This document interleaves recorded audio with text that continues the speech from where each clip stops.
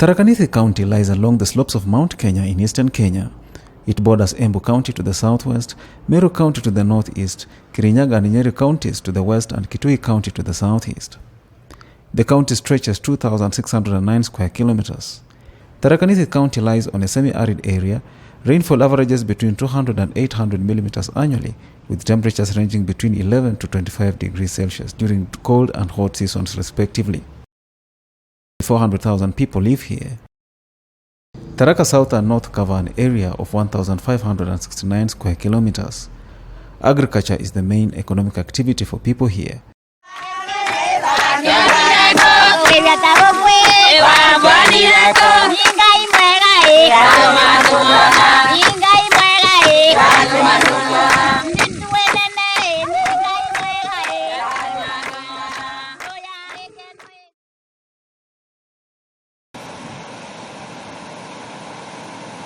The region is traversed by several rivers, which originate from Mount Kenya and Nyambane Hills, flowing eastwards as tributaries of Tana River.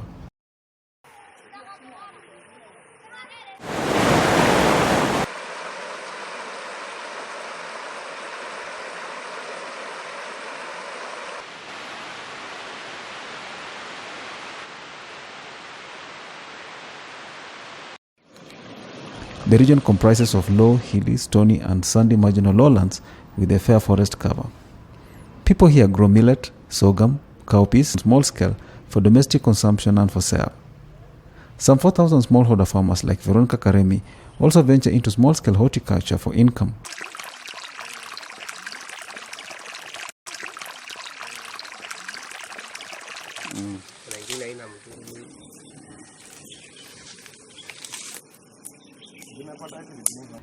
Mixed farming represents 52% of the population.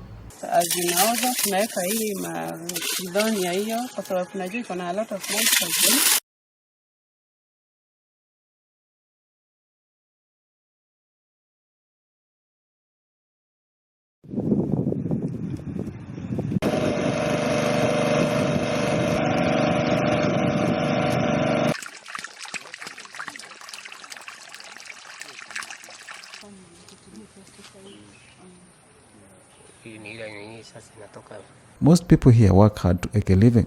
For the International Tree Foundation, ITF, and the Tharaka Women and Children Welfare Program are supporting smallholder farmers like Karemi to make the desired difference in the area.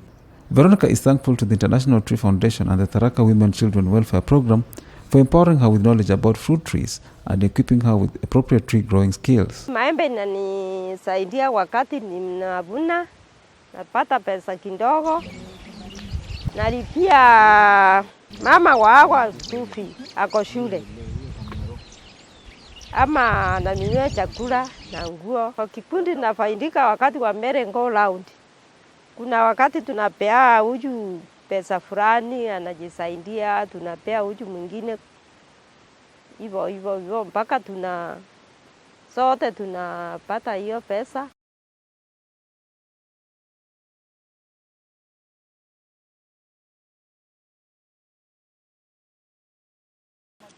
Today, she has grown 100 mango trees on her 3-acre farm using skills acquired over the last 3 years. Her venture is promising hope. Ikishapoa, piga spray. Okay. Natarajia nipate vile naweza tengeneza hata juice kutoka kwa hii maembe.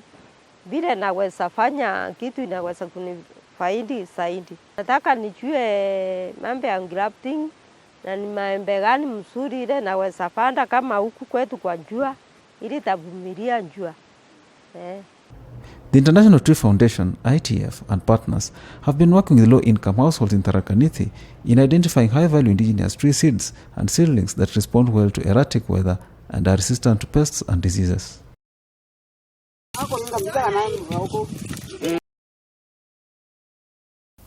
And we are working with 5 types of people, mostly vulnerable women within the community. These women are organized into 80 community groups, and those are the supporting groups in their communities. And we have allowed them to integrate the neighbors into their groups. So far, we have planted over 20,000 trees within these farmers Within the schools we collaborate with and the churches, and within the public plots that are existing, all towards into establishing an economical green zone.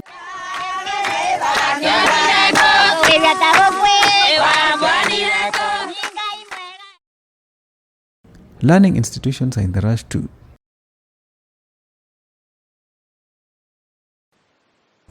At Tharaka Boys High School, with the help of ITF and partners, gardeners and students have adopted the high-value neem tree on a grand scale.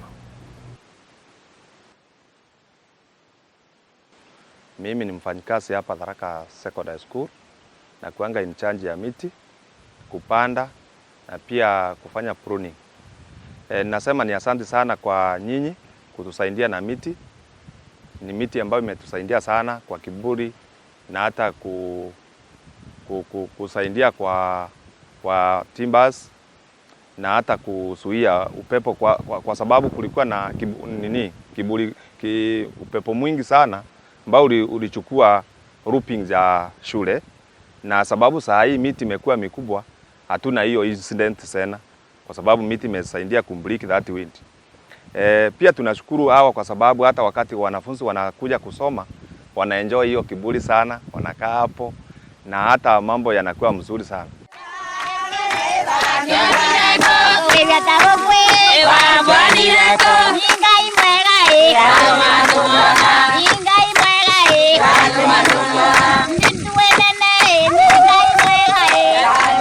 They are harvesting of 100,000 every year from those desperate families through the mangoes that they sell. And these are trees that have been planted back in 2 years' time, now going to 3 years' time, and they are doing extremely very well. We have started seeing them now raising their standards of living, and that has been our vision, and that has been our target even to work with them. The trees are also helping in restoring degraded farmland and raising prospects for large-scale farming in the semi-arid area. And we want to believe that in the next 5 years, we'll be somewhere. Thank you very much, ITF.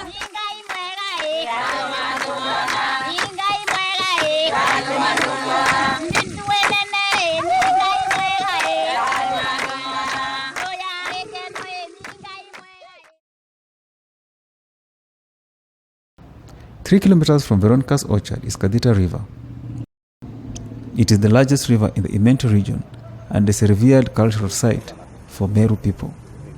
2,000 people and their livestock rely on this drying river, whose main source is Mount Kenya. A group of enterprising women organized as Kadita Karungaru Women Group is keen on saving this drying river.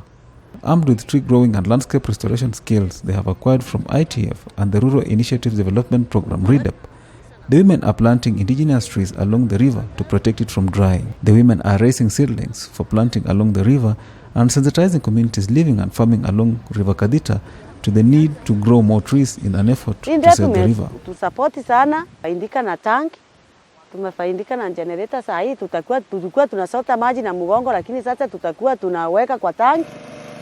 Tunapigia miti, tusapoti na kwanza na kusoma, tukapata bidii ya kujua kupanda. Tunapanda type mingi ya indigenous trees, tunapanda mibobwa, tunapanda midwana, tunapanda miruruku. Kuna miti tunapanda ikiwa ya matunda na ingine ya ndawa. Midwana tunapanda ikiwa mti wa kipuri na tena mti wa matunda. Kama ukigonjeka homa, ukigonjeka kukohoa, unakula hiyo mbobwa na unakuwa sawa. Tunatarajia hiyo miti wakati itamea, ikusanyike, hata mvua kwetu itakuwa inanyesha mingi kwa sababu kwetu inanyesha mvua ndogo ndogo. Tena hii na hasara yetu, tunataka ikue mpaka iwe hata biashara yetu, tunakuwa tunahusia watu wa mbali, tunahusia masure, tunahusia hata organization nyingi zile hazitakuwa na miti, tunawahusia inakuwa. The venture also aims to identify, map rare and endangered indigenous Kenyan tree species whilst increasing awareness of the local communities about their conservation. The initiatives also seek to establish a seed bank with special focus on rare species. This will help to increase the biodiversity of reforestation programs in Tharaka Nithi County.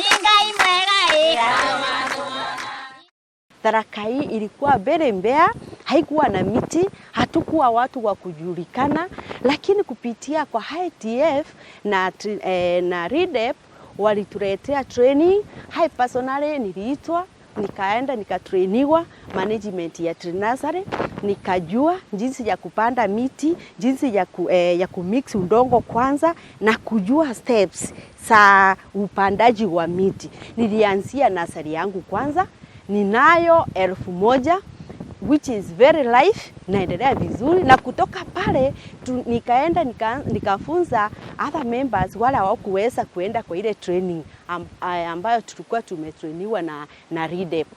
Kutoka pale kila mwanachama ana knowledge ama anajua jinsi ya kuanzisha nursery.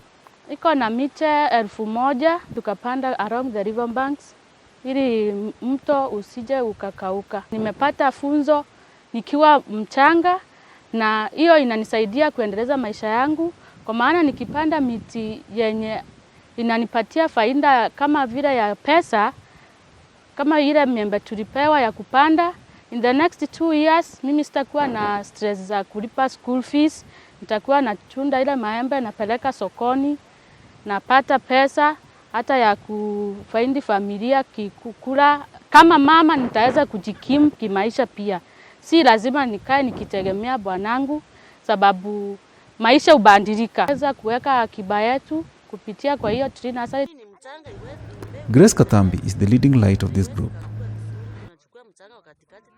With collaboration with ITF and REDEP, the women have been sensitizing the communities on climate change, offering training on afforestation initiatives. Banking. Tukiwa hapa kuna pesa tunatoa, tunafanya table banking.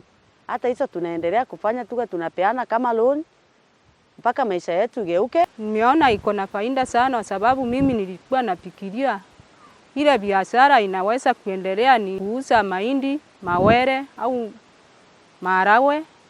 Sasa naona hii REDEP wametufunza mambo ya tree kupanda na kuuza, na inatuletea faida ya pesa. Unajua kina mama ndio wako na sinda sana, hata nyumbani tunaaswa, watoto wanaenda shule, wakipukuzwa wanatukuta, mama tunataka pesa. Sasa ukiwa umeuza hicho miti unapelekea mwalimu pesa. Iskadita River.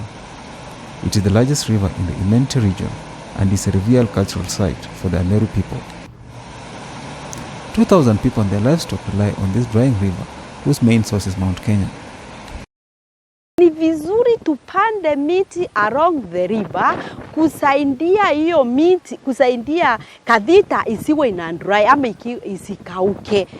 Kuna specific ile miti upandwa, especially kuna mikoro, kuna midhwana, kuna hii miti mirefu sana ambayo inavuruta maji, maana urefu yake kwenda juu ni mrefu, na ndio hiyo ina attract maji vizuri sana mpaka ina maintain maji isi evaporate, kwa sababu huku kwetu ni very dry. Our tree nursery program, which is a huge flagship program, it is a stimulus, economic stimulus, but also it is also an enterprise where communities get income or tokens by participating in a reforestation program.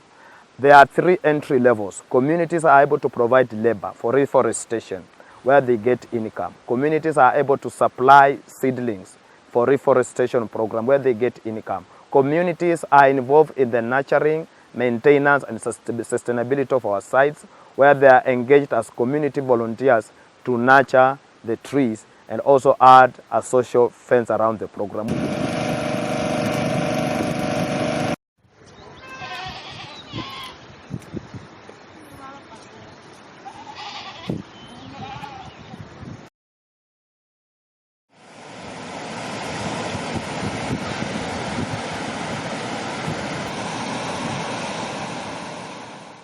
The community-driven tree-growing landscape restoration initiatives are changing the fortunes of many people here. Eunice Peters is the area's assistant chief. She says that the activities that are largely supported by ITF are helping in alleviating poverty, insecurity, and most importantly, in improving the environment. Imeinua community kwa sababu wakati wanauza wanatengeneza mambo mengine nyumbani. Hata vile wale walikuwa na nyumba ambazo si sawa, economically watu wanainuka. At the same time, wakati wanafanya hivi, sababu wanafanya kwa vikundi, unakuta inaleta solidarity hata kwa members wa community. Kama hivi sasa tunaandilo na Mariman sublocation na Kithigiri sublocation kwa pamoja sasa, na unakuta wanakuwa na ile health competition. Ni kwa sababu kule ng'ambo ya Mariman sublocation wanasindana na huku Kithigiri, ndiposa waone ni akina nani watalindi kwa upanzi wa miti. Na utakuta lastly hata hizo zone mbili zitaleta hata utofauti, sababu ni ile environment itakuwa imebadilika. Hata ukitembea kila mahali unakuta kuna change ambayo lastly italeta mvua ya kutosha. Na huu ukataji wa miti unakuta utakuwa reduced. Ni kwa sababu vile watu wanakata miti wakichoma makaa ndiposa wapate pesa pengine za kutumia ama za kuinua economy. Badala ya kukata miti na kuchoma makaa, wanatengeneza nursery trees, wanauza na wanapata pesa, wanaavoid kukata ile miti. Kwa mafikira yangu, kwa miaka mingine nakuja tutakuwa tumeinuka sana na tutakuwa watu wa nguvu, kwa sababu tutakuwa tumeendelea sana. Wakina mama ama wakina hiki kundi, tungeomba tutolewe nje, tuende pia tukaungana na wamama wenzetu ama wenzetu wale wanajua, wana experience ya kupanda miti sehemu zingine, tujifunze kutokana na hao watu na tujue faida sana ya miti. Na sisi hatutanyamaza na hii akili ama hiyo knowledge, tutaendelea kufunza wengine na tutakuwa walimu wa wengine, maana tumekuwa walimu sasa. Tunaweza kuhifadhi indigenous trees kupitia zile mbegu tunaokota huku, na ni kwa sababu hii indigenous trees ndizo zinaweza kufanya the best huku. Utakuta ya kwamba vile zilikuwa zimeanza kundindimia zitaanza kurudi tena. Nimepanda mnasari zangu na zingine nikatransfer kwa mashamba, nikapanda miti yenye inakauka na replace na mito isikauke, kwa sababu kadita ni refu sana. Watu tuende tukiwafunza wenye wako karibu na mito, waende wakipanda indigenous trees ili maji isipotee. Women culturally were not allowed to plant trees, but we have seen an improvement through a lot of sensitization. There's a culture change, and now women, because they are nurturers of nature, are more involved in the restoration efforts, the conservation efforts, in establishing forests in their farms. We've seen women involved in value addition trees like fruit trees. Women, because they're the ones who go to the forest, have become a very good resource in seed sourcing. Because once they go to the forest, they're able to time. They're able to tell when the trees are seeding.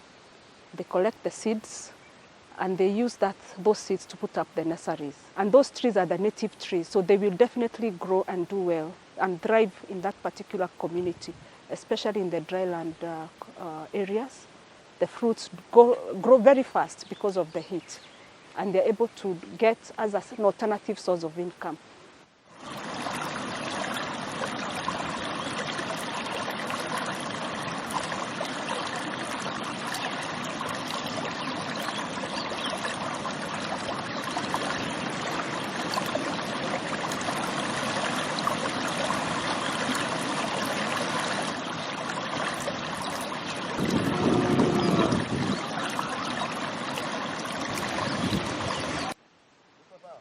We have a very ambitious program which is being supported by International Tree Foundation.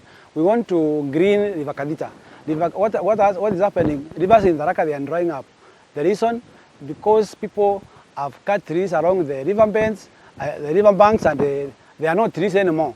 We are trying to encourage the local people to plant along the river banks, what we call the riparian land, and also to plant trees also on their farms so that they can green. We want it to be like a green belt along River Kadita, and this again can also be replicated to other rivers.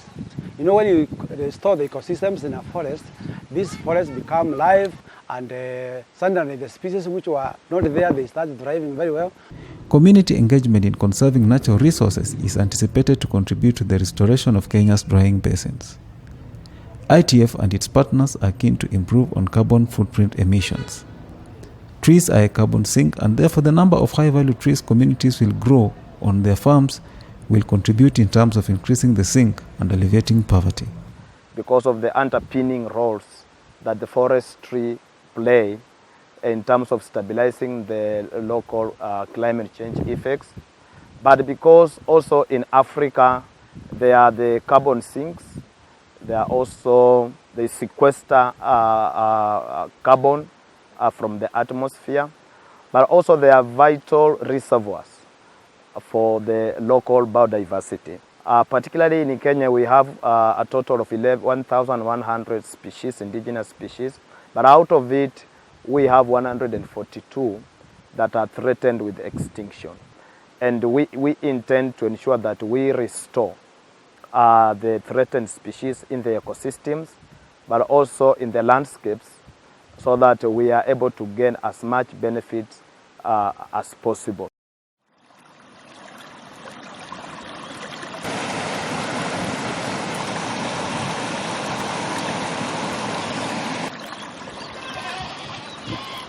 From the studies that have been conducted by authorities, FAO included, shows that 60% of the landscape restoration opportunities and potential is within the agroforestry system, the smallholders, where we are estimating more than 8 million or 10 million, particularly in Kenya, and in Africa we are looking at more than 60% smallholders who depend particularly on the landscapes for their livelihoods. We are nurturing champions that are able to foster regeneration of the ecosystems, but also inculcate these values so that they are also able to benefit the future generation.